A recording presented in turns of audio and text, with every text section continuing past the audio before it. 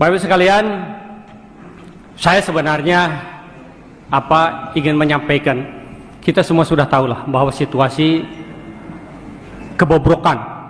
Nggak apa-apa, saya juga sama dengan Pak Harto. Kalau misalnya mau diapain, nggak apa-apa. Tetapi saya punya keyakinan bahwa saya berjuang untuk agama, bangsa, dan negara. Itu koridornya. Dan saya sebagai mantan prajurit, ya saya hadir di sini itu juga karena sumpah saya dulu.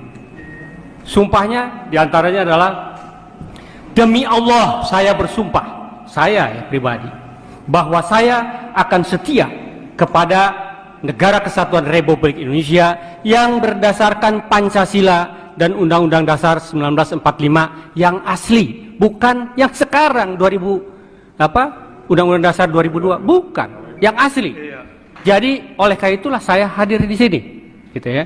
Karena itu sampai yaumil akhir itu sumpah saya pribadi kepada Yang Maha Kuasa. Saya harus setia kepada negara, bukan kepada pemerintah. Kalau pemerintahnya itu amanah, ya, dia pegang itu pedoman kehidupan berbangsa dan bernegara, Pancasila dan UUD 45 yang asli, oh saya siap rela mati untuk kepentingan pemerintah. Tetapi manakala pemerintah ini mengakomodasi komunis, kemudian gayanya liberal kapitalis, enggak, saya siap mati untuk itu, untuk mengembalikan. Allahu Akbar. Jadi Bapak Ibu sekalian, ya kita sudah tahulah situasi negara ini. Kita jangan bohong. Jadi saya sebenarnya ada keprihatinan saya, ya, kepada adik-adik saya yang masih dinas. Harusnya TNI dan Polri, oke lah, Polri itu bukan kesatuan saya, tetapi TNI harusnya dia pegang koridor. Manakala pemerintah keluar dari koridornya, harusnya dia datang kepada pemerintah. Pemerintah masuk loh kepada koridor. Ini loh yang dibuat oleh founding father kita. Di sana tujuan kita. Sekarang saya mohon maaf ya, dari tujuan negara saja sekarang sudah diacak-acak.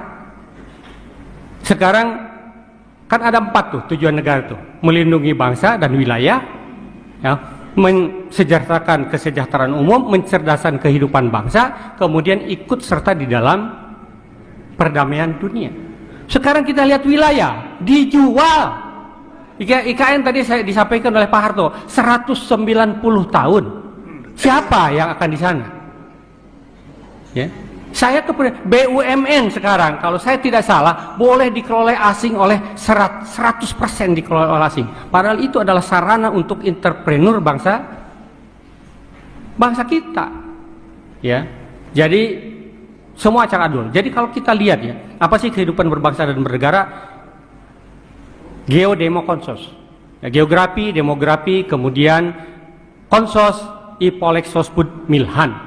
Coba mana ada enggak sekarang yang membanggakan kita dari seluruh kehidupan, komponen kehidupan berbangsa dan bernegara. Semua memprihatinkan. Sekarang para pejabat, punten ya, oknum lah saya sampaikan. Ya, tidak semuanya mungkin. Tetapi kalau menurut saya mungkin hampir semuanya juga gitu. Sekarang itu berlomba-lomba untuk mencari kekuasaan, untuk mencari duit, kekayaan, untuk apa? Perutnya kenyangnya perut masing-masing.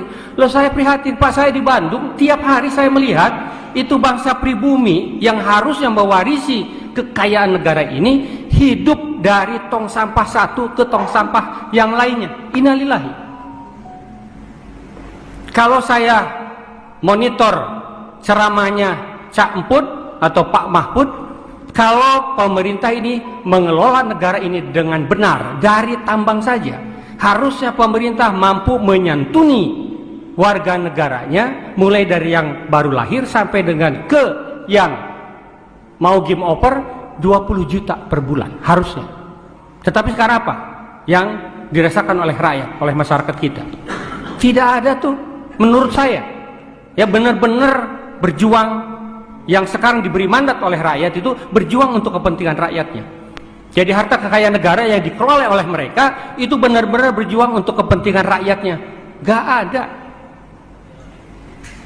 Ada sih ada, tetapi menjelang saat pemilu sekarang nih yang dibutuhkan, baru dikasih sembako rakyat, tetapi hanya untuk mencari suara. Innalillahi. Jadi keprihatinan saya itu, Oleh karena itu, saya sudah sampaikan kepada siapapun, organisasi apapun, kalau saya diajak untuk membela agama, bangsa dan negara ini, ya, mensejahterakan rakyat, saya ikut. Mau dijadikan sebagai anggota pun saya ikut. Dan saya tidak pengen apa-apa, ya. Saya usia udah 65, sudah dapat bonus. Apalagi Pak Harto tadi, Pak Slamet, Pak Narko, kita ini udah bawa tanah, nggak pengen apa-apa lagi, tetapi selamatkan anak cucu bangsa ini. Allahu Akbar. Ya, jadi sekali lagi saya sampaikan berkali, saya nggak pengen apa-apa, enggak. Kalau seandainya Undang-Undang Dasar 45 sudah kembali ke aslinya, di situ ada proteksi terhadap pribumi Nusantara. Saya tidak mau seperti Singapura, saya tidak mau seperti Amerika yang Indian itu hilang dari peredaran. Kemudian saya juga tidak mau seperti aborigin di Australia. Yuk kita sama-sama bangun negara ini, tetapi bahwasanya ada resolusi PBB tentang pengakuan terhadap hak-hak masyarakat pribumi. Jadi, yuk sama-sama kita bangun, ya. Ya punten ya, yang ada warga negara Indonesia dari bangsa lain, ya, yuk sama-sama kita. Makanya saya di dalam punten, di dalam UUD 45 itu adendumnya, salah satu saya sarankan untuk pasal 6. Pasal 6 kan presiden adalah orang Indonesia asli. Sekarang kan sudah dirubah. Presiden warga negara Indonesia yang sejak kelahirannya dia berada di Indonesia sudah bisa jadi presiden. Jadi kalau negara X ingin menguasai Indonesia dengan Undang-Undang Dasar 45 palsu, tidak perlu saya invasi. Saya siapkan agen saya, suami istri, saya luncurkan ke Indonesia, ya. Kemudian begitu anaknya lahir, ya, 40 tahun kemudian atau sekarang sudah dirubah, ya, untuk kepentingan pencalonan wapres jadi 35 tahun, kan itu dia siap untuk jadi presiden Republik Indonesia. Operasi intelijen strategis dengan kekuatan saya jadikan si agen saya jadi warga negara Indonesia, ya. Kemudian dengan kekuatan duit saya bina kekuatan di sini. Kalau di Kopassus itu ada yang terkenal namanya Operasi Sandiuda, itu Pak Narko tuh, ya. Jadi itu untuk menguasai negara ini. Jadi sadar nggak?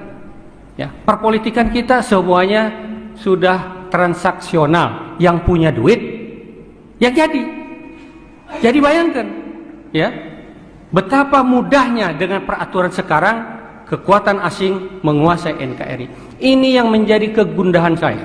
Maka saya bilang sebelum saya game over, ya, untuk membela bangsa dan negara ini plus agama. Kenapa agama? Karena menurut saya komunis sudah masuk ke semua lini kehidupan berbangsa dan bernegara. Makanya saya tekankan agama, karena bagi komunis agama itu adalah racun. Saya harus berada di posisi itu. Jadi saya siapkan diri saya, ya, saya siapkan untuk mewakafkan diri saya untuk kepentingan itu. Dan saya terus terang sudah sampaikan kepada anak istri saya. Pada saatnya Ibu Pertiwi memanggil, kalau memang itu untuk kepentingan agama, bangsa, negara, saya sudah cukup untuk tanggung jawab saya sebagai orang tua maupun sebagai suami. Dan izinkan saya untuk ikut bergabung dengan rekan-rekan seperjuangan yang tetap fokus untuk berjuang untuk agama, bangsa, dan negara kesatuan Republik Indonesia tercinta. Jadi Bapak-Ibu sekalian, ini kenapa kita ada ini, karena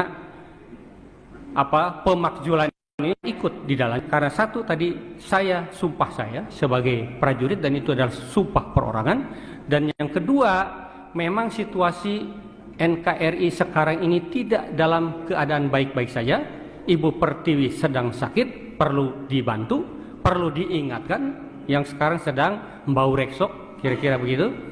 Yuk kita sama-sama, saya berharap mudah-mudahan kita tidak pesimis, Pak Harto, walaupun memang kalau secara normatif sekarang ini pemerintahan, kalau orang Sunda bilang pemerintahan kumaha aing, semau gue yang berkuasa kok, ya kan? Nggak akan, Pak, secara normatif nggak akan bisa digoyang, nggak bisa, ya. Tetapi paling tidak menyadarkan masyarakat bahwa situasi ini harus ada perubahan.